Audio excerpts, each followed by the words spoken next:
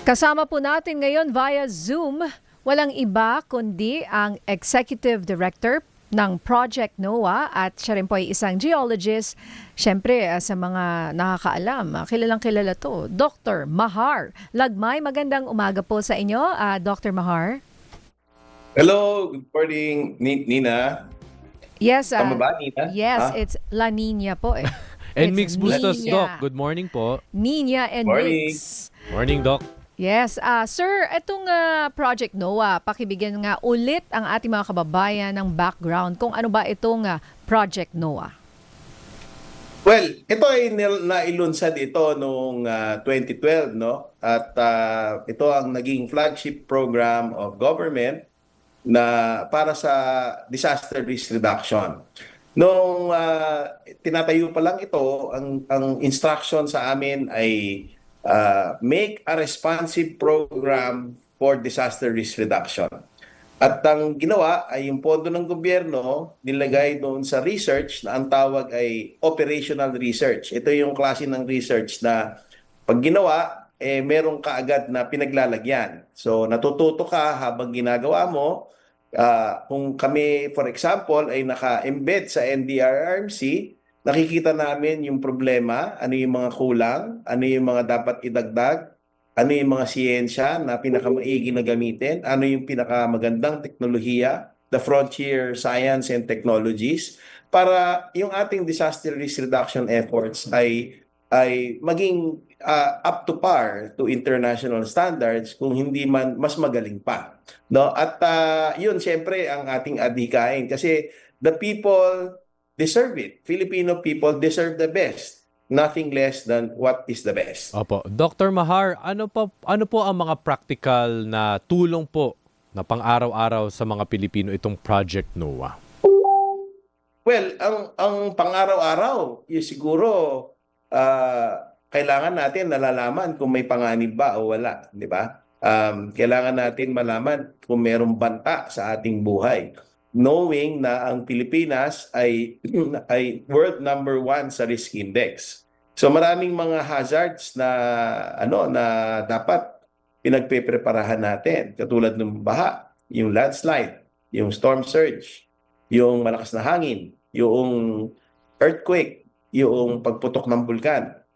Kumbaga, ang first step natin para magawan ng solusyon yung mga banta sa ating buhay, sa mga tao ng mga komunidad, ay awareness, di ba? So, para mag-raise ng awareness, kailangan may kaalaman. Para magkaroon ng kaalaman, kailangan ng impormasyon. Pagka hindi mo naiintindihan yung problema, paano mo mahahanapan ito ng solusyon? So, kailangan meron tayong mga impormasyon na maibibigay gamit ang siyensya para maganda ang impormasyon na makukuha ng mga tao. At yan ay makikita doon sa NOAA website, no? Nandiyan yung mga mapa ng baha, very detailed yung mga mapa.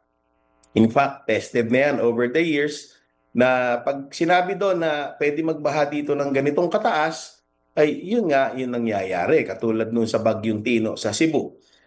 In short, yung mga impormasyon na ito ay binibigay ng libre, accessible sa mga tao, walang mga bayad, at ito ay serbisyo ng UP bilang public service mandate ng Universidad ng Pilipinas. Sir Mahar, Sige. paano po ito gagamitin ng isang ordinaryong mamamayan? Ayan. At saka how would you encourage them? Sige. Paano? Anong i-input nila? Anong pupuntahan nila?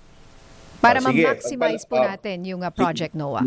Nina, you consider yourself as an ordinary citizen. I Yes. consider myself also as an ordinary citizen.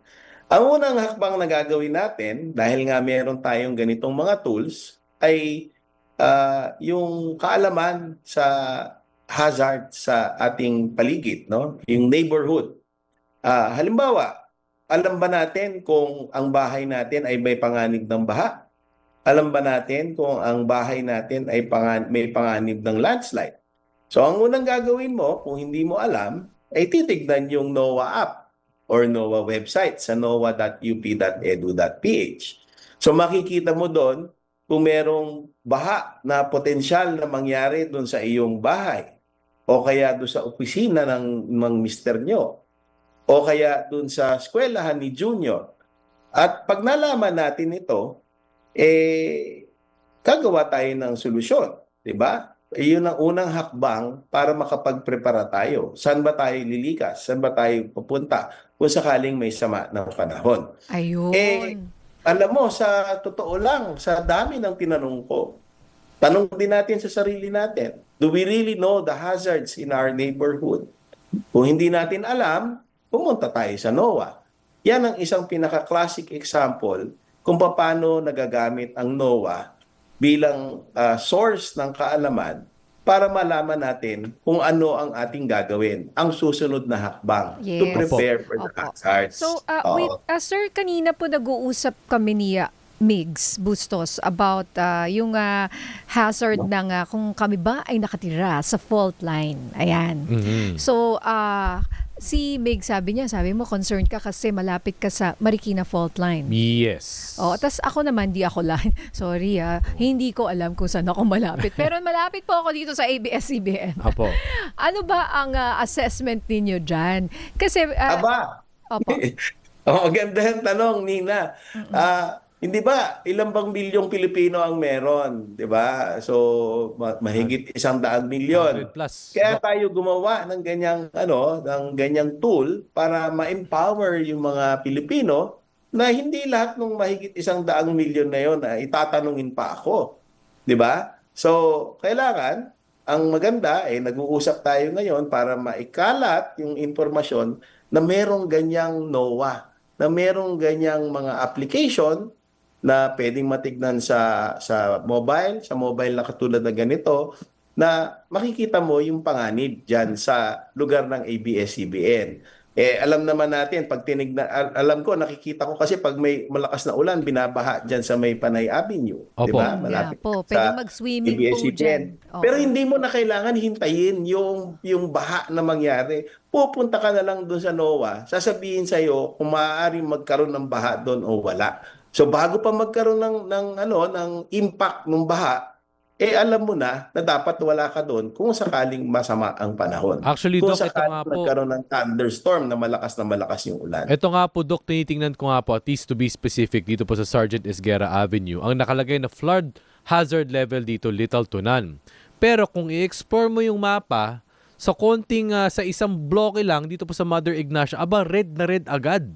Merong red, merong orange, merong yellow. So again po, just to kumbaga define, to be really specific, ano po ibig sabihin kapag yellow, kapag orange, at kapag red po, Doc?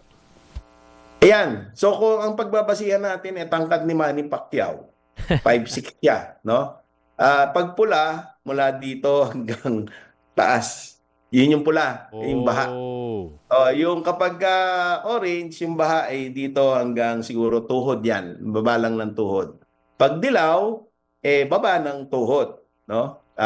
So, tama ba yung nasabi ko? Yung orange mula dito hanggang Yes po. a little bit below the knee. Tapos yung yellow ay mababa lang.